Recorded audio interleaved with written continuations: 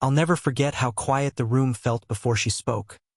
Like the kind of quiet that presses against your chest, waiting for you to breathe wrong. It started simple. I wasn't supposed to be there long. She'd asked me to help fix her Wi-Fi router, just an ordinary thing. She lived 2 floors above me in the building, and we'd seen each other in passing. Polite nods in the hallway, quick smiles in the elevator. But that day, her door was half open. Her voice soft when she asked if I had a minute. She was in her mid-40s, maybe 45 at most, though she carried herself with that kind of calm certainty that made age feel irrelevant. I'd never been inside her apartment before. Warm lighting, a faint smell of coffee still clinging to the air, shelves lined with books that looked worn at the edges. Everything about the space felt lived in, comfortable. We sat across from each other after I finished reconnecting the cables. She insisted I stay for coffee, said it was the least she could do. I should have said no, but I couldn't. I noticed the way her hands wrapped around the mug, how she looked down at it like the steam had more to say than I did. I talked too much, about the building's slow elevators, about classes I was taking, about the late-night noise from the street below. She listened, really listened, but gave almost nothing back. Just a small smile here and there, a short reply. I kept wondering if I should leave. My knee bounced under the table. She sat with her back straight, almost formal, like she hadn't decided whether I was company or just a distraction. The silence stretched so thin that every little sound, the tick of her clock, the clink of her spoon, felt louder than it should. Then she said it, quiet, almost like she hadn't meant to let it slip. "You're sitting too far away." For a second, I thought I misheard her. My chest tightened, the kind of tight that comes when you're not sure if you should move or stay frozen. She still wasn't looking at me. Her eyes were fixed on the coffee, like she was pretending she hadn't just broken whatever invisible rule we'd been circling around. My throat felt dry, but the words came out anyway. "I can fix that." I pushed my chair an inch closer. Then another. The sound of the legs dragging against her wooden floor filled the space between us. She finally lifted her eyes, and the look there made the air feel different. Charged, heavy, impossible to ignore. Her lips parted, like she was about to say something else, but she didn't. Instead, she reached for her mug again, fingers brushing the handle. A small, almost nervous movement, but her hand trembled just slightly. I wanted to say something, anything, to cut through the tension, but nothing came. My mind was loud, racing with questions I couldn't ask. Was she joking? Testing me? Wanting me closer? Or warning me? The space between us wasn't wide anymore, but it still felt like an entire cliff we hadn't decided to cross. Then her knee shifted under the table, just barely, but enough to brush against mine. And she didn't move it away. Her knee still pressed lightly against mine, and I swear I could feel my pulse in that single point of contact. Neither of us moved. The air between us was thick, too still, like even the walls were waiting to see what would happen next. I tried to remind myself, this wasn't supposed to be anything. She was older, lived alone, worked long hours. She'd mentioned once in the elevator that she taught literature at the university downtown. I knew better. I knew this had lines around it, rules built into it. Still, I couldn't stop noticing her. The way her hair slipped loose from the clip at the back of her head. The tiny wrinkle at the corner of her mouth when she fought a smile. The gold band 10 line on her finger. Faded, but still there, like a shadow of a story she hadn't told. "I wasn't trying to make things strange," she said suddenly. Her voice was low, careful. She shifted back an inch, as if realizing how close she'd let herself drift. Sometimes it feels like the whole world is too far away." She stared at the coffee again. Not at me. I should have let it go. I should have nodded, mumbled something safe. But my mouth betrayed me. "Do you want me to leave?" Her eyes lifted, and in them was something rawer than I expected. Not anger, not discomfort. Loneliness. "No," she said after a pause. "Not yet." It was such a small thing, those 2 words, but I felt them sink under my skin, like they carried more weight than she intended. Not yet. I leaned back in my chair, trying to calm my breathing, but my thoughts wouldn't settle. She was my neighbor, someone I was supposed to wave at politely, maybe borrow sugar from.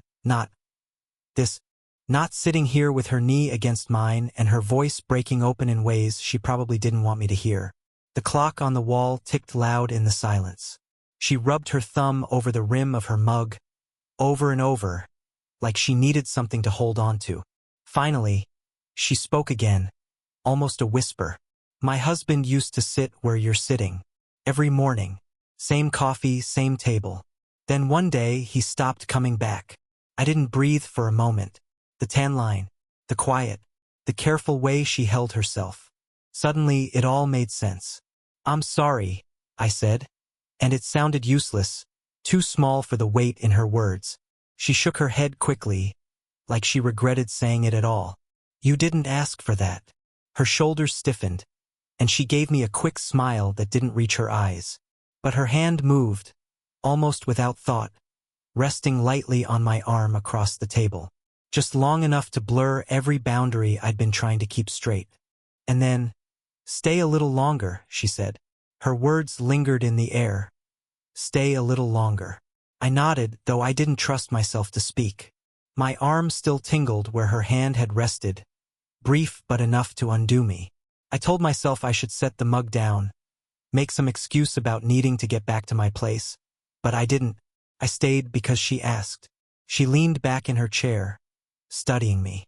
It wasn't casual, it was the kind of look that weighed something, that sifted through the layers I usually hid behind. You remind me, she started, then stopped, shaking her head. Of who? I asked before I could stop myself. Her lips pressed together. Of someone I used to know. Someone who listened. Really listened. The silence after that was thick, almost unbearable.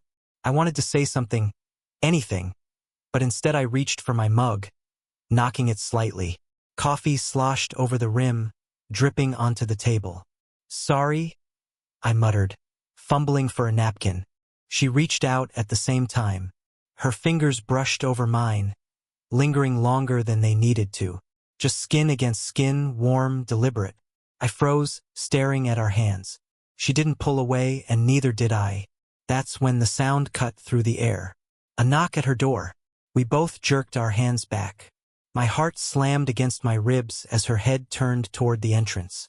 She stayed still, lips pressed tight, like she was waiting for me to move first. The knock came again, sharper this time. She exhaled slowly, then stood, smoothing her blouse with both hands as though erasing what had just happened. Probably a delivery, she said quietly, though her voice was tight. I stayed seated, watching her cross the room. My chest still burned with the ghost of her touch, my hand open on the table like it didn't want to forget. The door creaked open, her voice dropping into that polite, neighborly tone. A man's voice replied, muffled, quick, ordinary. Package being signed for. Nothing important. But while she stood there, something inside me panicked. What was I doing? Sitting here in her kitchen, heart racing like a thief caught in the act. She was older, married once, carrying losses I couldn't even imagine. I was just the neighbor who fixed her Wi-Fi. By the time she came back, I had pushed my chair back an inch, ready to stand. I should probably, I started. No, she cut in quickly. Too quickly. She placed the small cardboard box on the counter without looking at it, her eyes fixed on me. Don't go. Please. The word please cracked something in me. I couldn't pull away, no matter how much sense told me I should. Her hand hovered over the table, uncertain, and for a second I thought she'd reach for mine again. Instead, her eyes locked on me, unblinking. Can I tell you something? She asked softly. And in that moment, the distance between confession and silence felt razor thin. Her question hung there. Can I tell you something? The way she asked it made my chest ache. It wasn't casual. It wasn't small talk. It was the kind of question that cracked the air open, demanding an answer without giving one. Of course, I said, though my voice came out rough, uncertain. She looked down at her hands, twisting them together like she was holding back. For a long moment, she didn't speak. Then, quietly, I don't let people in here. Not since him. Her eyes flicked to the empty chair across the table, the one her husband used to fill. Her throat tightened, and she forced herself to keep going. You're the first. And I don't know why. I swallowed hard. I should have said something gentle, reassuring, the safe kind of words. But nothing safe came to me. My mouth was dry, my thoughts restless. I don't know why either, I said. But I'm glad you did. The honesty startled even me. I wasn't supposed to admit that. I wasn't supposed to sit here with my pulse hammering, watching her fold and unfold her hands like she wanted to reach across the table but couldn't. She let out a short breath, half laugh, half sigh. You're too young to be saying things like that. It stung more than I expected. Does it matter? I asked softer than I meant. Her head snapped up. Her eyes locked on mine. For a heartbeat, neither of us moved. The distance between us wasn't distance anymore. It was a line, thin as glass, trembling under our weight. Her hand shifted, just slightly, toward me on the table. She stopped short. The silence pressed so heavy I could hear my own breathing. I can't, she whispered. This isn't. But she didn't finish, because she didn't pull away either. I leaned forward before I realized it. My hand lifted halfway, as if to close the gap, then froze. My fingers hovered in the air, waiting. Her lips parted. She looked at me, really looked, like she was seeing something she hadn't let herself before. Then the sound shattered it. The low hum of her phone vibrating against the counter. She flinched. We both did. Her eyes darted to it, screen lighting up with a name she didn't want me to see. She didn't reach for it. Just let it buzz, again and again until the sound finally stopped. The silence after was unbearable. Finally, she whispered, "What are we doing?" It wasn't angry. It wasn't even a rejection. It was heavier, a question that felt like it demanded an answer neither of us could give. I opened my mouth, closed it, and we just sat there, staring at each other, breath caught, every word unsaid between us trembling in the air. Her question, "What are we doing?" was still echoing when the phone buzzed again. This time she reached for it, thumb trembling as she flipped it face down on the counter without answering. The silence that followed was unbearable, so I broke it. Who was it? Her eyes snapped to mine, sharp for the first time. Does it matter? I should have backed down, but something in me pushed. It matters if it makes you look like that. She blinked, and something shifted in her expression. Anger, maybe, but also something rawer. She pushed her chair back, standing as though she couldn't sit still. She paced a step, then stopped, bracing her hands on the counter. "It was my sister," she said finally, but her voice was too thin, too brittle. I almost let it go, until she turned, and I saw the truth in her eyes. "It was him," I said quietly. Her jaw tightened. The silence said everything. "My husband," she corrected, though the word came out uneven. "Ex-husband. He still calls. Still thinks he can walk back in whenever he wants." Felt like the air dropped 10 degrees. I hadn't expected that. Hadn't realized the shadow between us had a name. "I didn't know," I murmured. "Of course you didn't." Her laugh was sharp, bitter. "Why would you? I don't tell anyone. I barely tell myself." She sank back into her chair, shoulders folding in, suddenly smaller than I'd ever seen her. Not the composed neighbor, not the careful woman who kept her distance. Just someone worn thin, tired of carrying something too heavy. The twist of it hit me hard. Not because she was taken, but because she was still tethered to a story that hurt her. A story I couldn't touch, but couldn't ignore either. "I'm not him," I said before I could stop myself. Her head lifted sharply. Our eyes met, and the words I hadn't meant to say hung there like a flare in the dark. Her lips parted, ready to argue, but she didn't. Instead, she whispered, "You sound so certain." "I am," I said, though my throat was dry, my heart loud. For a moment, neither of us moved. Then she reached across the table, almost angrily, and pressed her palm flat against mine. The contact was warm, deliberate, like she needed to prove something to herself. "You shouldn't," she started, but her voice cracked. "I know," I said quickly. But I can't stop. Her eyes flickered, torn between resistance and surrender. The silence stretched again, but now it was heavy with something new. An exposed truth neither of us could hide from. And then she whispered, almost too soft to hear, "You don't even know how dangerous this is." Her hand pressed against mine, trembling but steady enough to make it clear she wasn't pulling away. I couldn't breathe, couldn't think of anything except how long I'd been holding back words I hadn't dared to say. "You don't even know how dangerous this is," she whispered again. "Then tell me," I said. My voice shook, but I didn't let go of her hand. "Tell me, and I'll still be here." Her eyes searched mine like she didn't believe me. For a long moment she just looked at me, lips parted, silent. Then, with a sudden sharp inhale, she let it spill. "He ruined me." Her voice cracked. "He made me believe I wasn't enough, that I was too much, too demanding, too emotional, too everything. And I hate that he still takes up space in my head. Even now." Her words hit me harder than I expected. Not because of him, but because of the way she said them, with a kind of exhaustion that sounded years old. "You're not too much," I said quickly. My thumb brushed against her knuckles before I even realized I was doing it. "If anything, I'm not enough for you." Her laugh was soft, broken. "You're too young to be that sure of anything."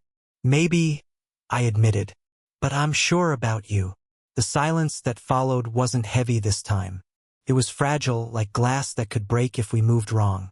She blinked fast, like she was fighting back something she didn't want me to see. Then she whispered, "I don't want to be alone anymore." It was the rawest thing she'd said, and it stripped everything else away. All the boundaries, the reasons, the dangers, they were still there, but none of them mattered in that moment. I leaned forward, slowly, giving her every chance to pull away. She didn't. Her eyes closed just before our lips touched, soft at first, hesitant, like we both needed to test if it was real. It was real. Too real. The kiss deepened. Not perfect, not smooth, messy, almost clumsy with the weight of everything we'd been holding back. Her hand slid up my arm, gripping tighter like she was afraid I'd vanish. I held her face, feeling the warmth of her skin, the tremor in her breath. When we finally broke apart, we didn't move far. Our foreheads rested together, breaths tangled. "This changes everything," she murmured. "Good," I said, my chest heaving. "I don't want it to stay the same." She laughed, quiet, shaky, but real. And for the first time, I saw her without the guard, without the weight she carried. Just her. We didn't have the answers. We didn't know what came next. But for the first time, neither of us tried to pretend anymore. We stayed there, holding on to the silence, because it didn't feel empty anymore. Felt like a beginning. The days that followed didn't look different on the surface. The elevators still groaned on their way up the building. The street below was still loud at night. The smell of her coffee still drifted into the hallway some mornings when I passed her door. But nothing was the same. She didn't hide anymore. That was the first change. She let me in. Not just into her apartment, but into the spaces she'd kept locked tight. She told me about the nights she couldn't sleep, the books she reread because they reminded her who she used to be, the fear she carried that her life had already closed its doors. And I told her things I hadn't said out loud to anyone. The pressure I felt to seem older, steadier than I was. The way people dismissed me when I wanted them to listen.